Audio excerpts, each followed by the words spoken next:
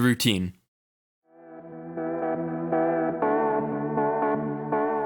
"7:15 a.m.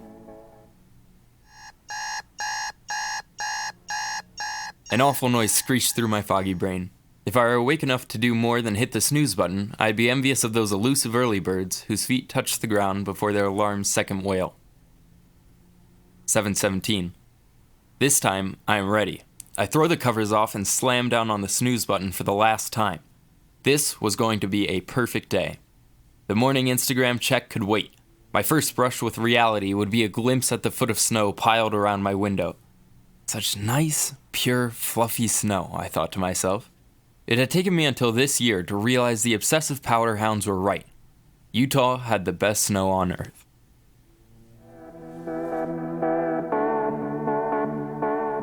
"7:40. "You're late," I yelled. No response. Younger brothers have a tendency to be late in my experience. Even so, I knew he wouldn't take a chance on missing out today. The snow was just too inviting. Finally, he poked his head out of his bedroom door, his helmet and gloves already on. I'm ready.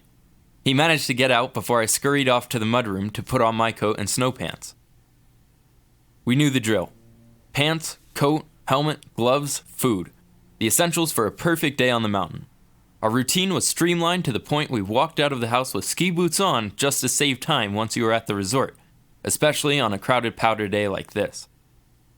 7:56. The low burble of a truck engine greeted my ears, and not a moment too soon. That meant our ride was here, our ticket to hours of icy freedom. My phone vibrated in my coat's inner pocket. It was my friend letting me know he had arrived, but I already knew that. I was out the door in seconds, the hard heels on my boots clacking against the asphalt all the way to the passenger door. His unruly hair poked out from under his traditional tan hoodie. "Is your brother ready?" I nodded. We'd have to wait for another 2 minutes before he buckled himself in the back seat and we could really be on our way. We knew the drill.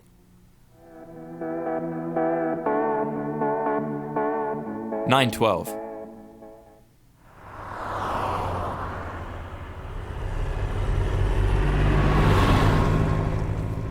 The traffic was especially rough that morning. As much as living next to the base of the canyon was a dream, there was always a mile-long line of snow-covered vehicles extending from the canyon, most of which were impractically parked in the road blocking suburban driveways and intersections, and today was no different.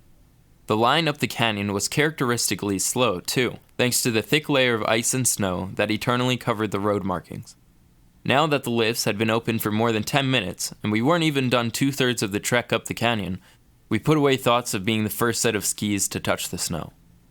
And then came the dreaded sound, a sound that made my alarm clock sound like Beethoven.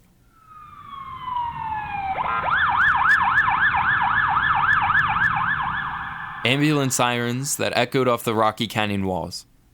Our day was over before it began.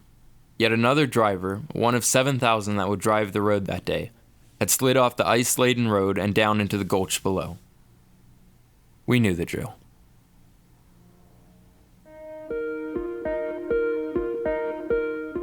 This story was written and produced by Roger Rinkavage and was narrated by Blazer Rinkavage. The editor would like to make a special thank you to Jody Matsumori for making this publication possible.